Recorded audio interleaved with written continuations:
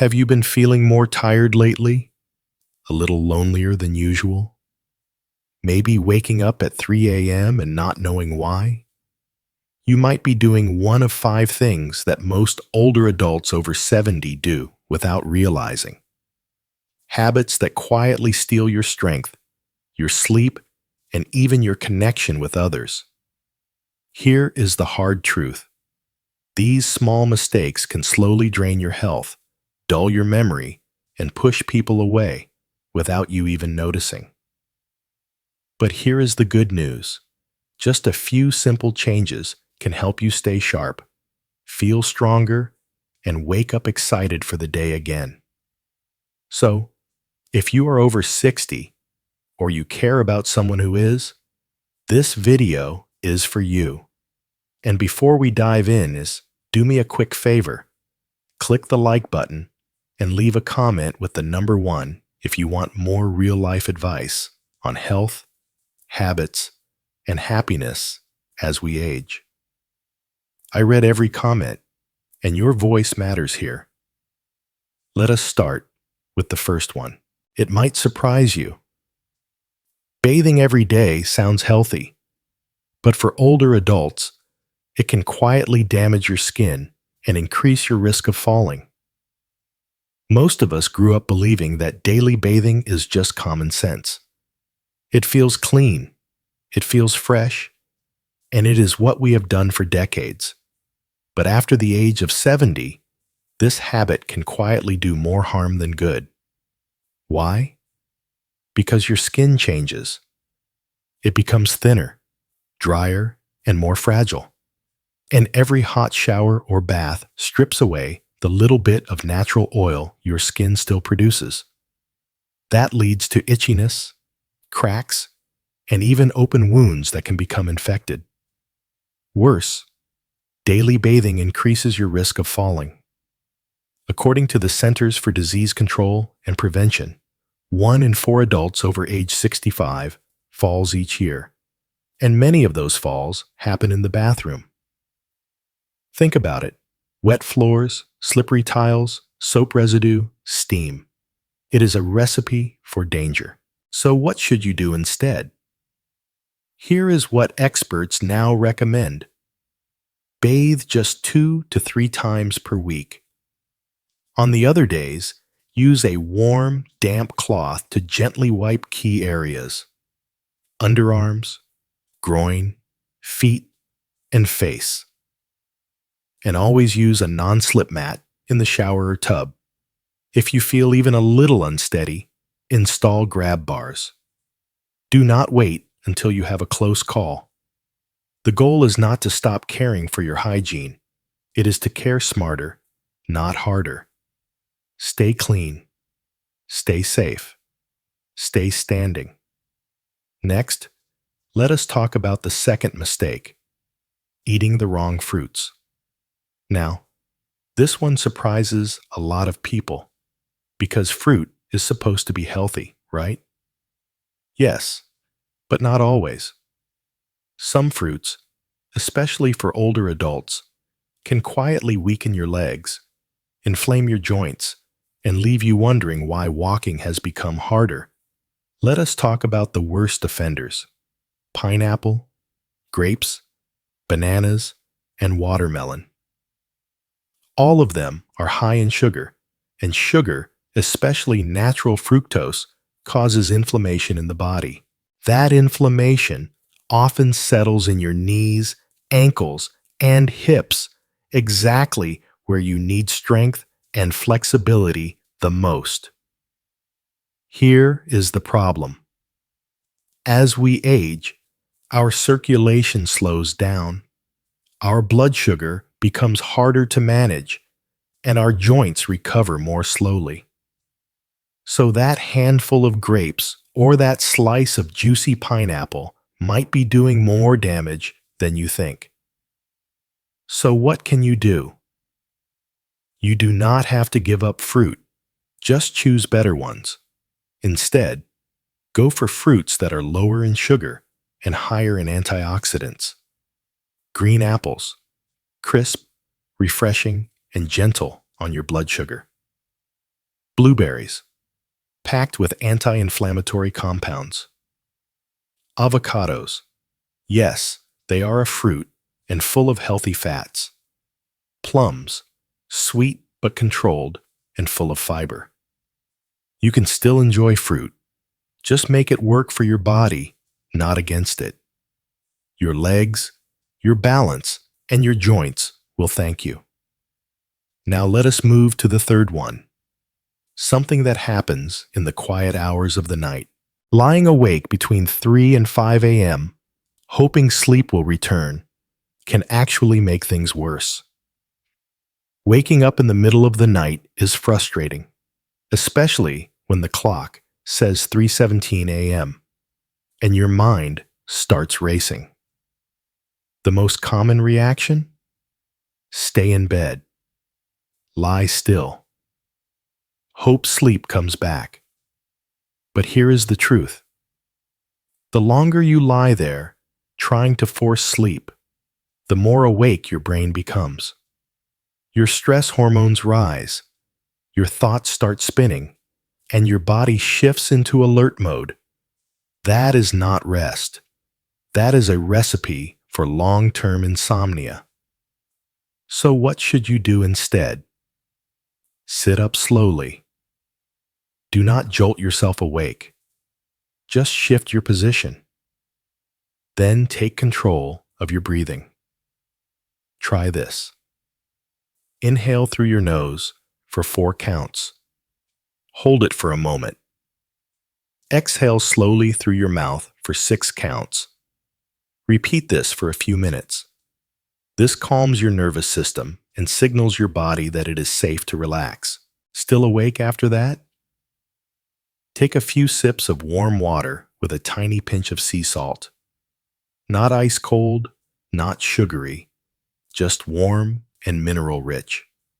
It gently rehydrates your body and helps settle your system. Here is a bonus that can make a real difference. Keep a small notebook by your bed. If your mind feels heavy, write down what is bothering you. Do not analyze, just unload.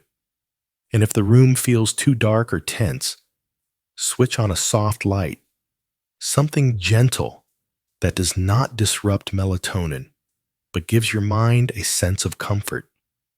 This is not about fixing your sleep in one night. It is about changing how you respond to those restless moments, turning frustration into calm. Because peace at night is not about silence. It is about balance. Number 4 might be the hardest to admit, but the most powerful to change. Refusing to learn even basic technology can slowly disconnect you from the people you love most. Let us be honest.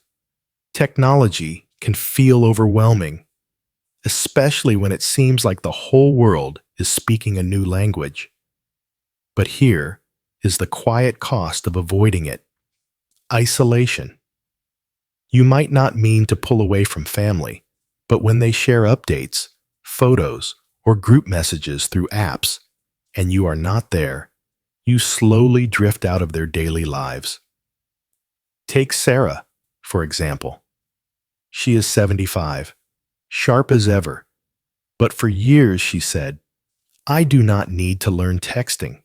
If my family wants to talk, they can call me." But over time, those calls became less frequent. Her kids and grandkids were sharing everything through group texts and FaceTime calls. One day, with a little help from her granddaughter, Sarah gave it a try. One app, just the basics. Now, she gets photos of her great-grandkids every day. She replies with simple messages, sometimes a heart emoji, sometimes just "love you," and it is enough. It keeps her in the circle. It keeps her connected. You do not need to become a tech expert. You do not need to use everything. Just start with one app, messages, FaceTime, or even email. Ask someone you trust to walk you through it. Practice a few times. The reward?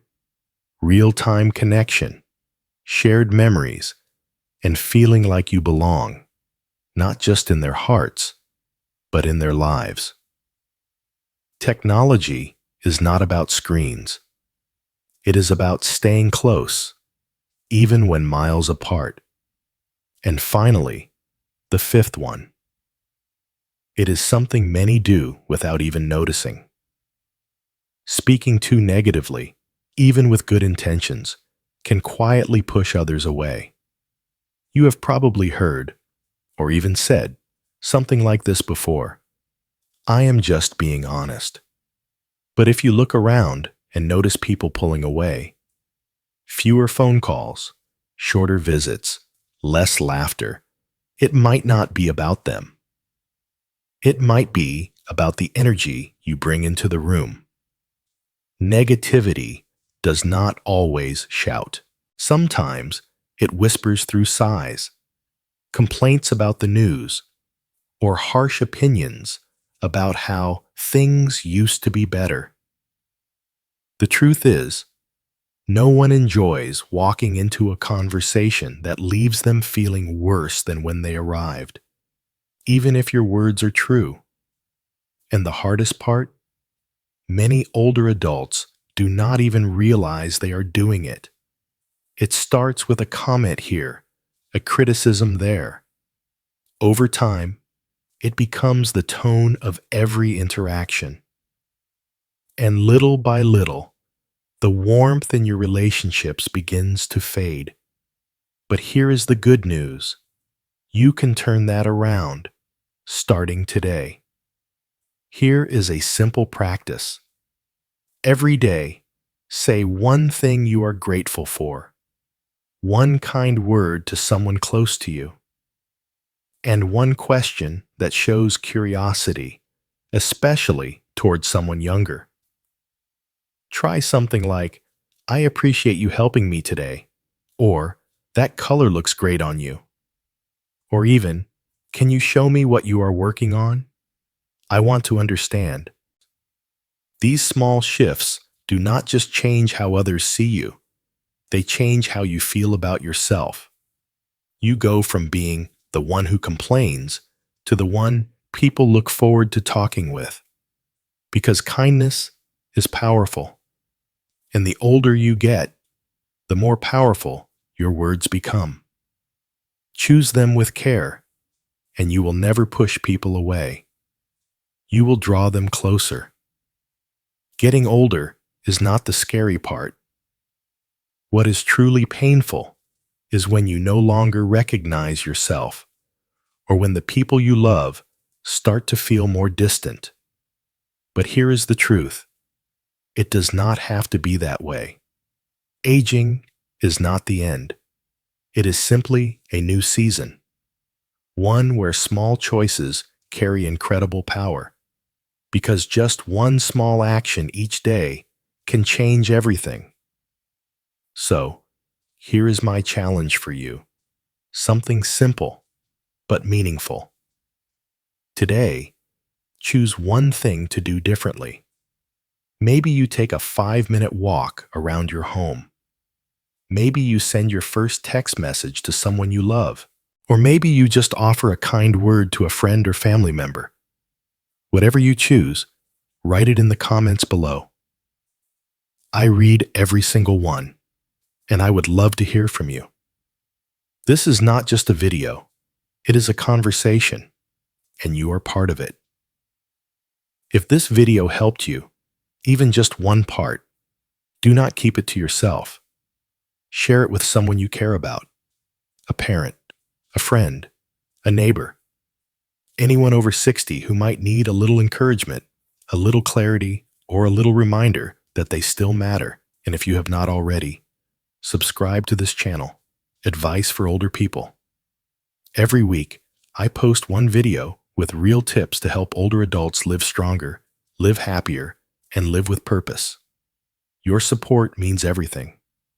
So hit that subscribe button, turn on the bell, and I will see you in the next video.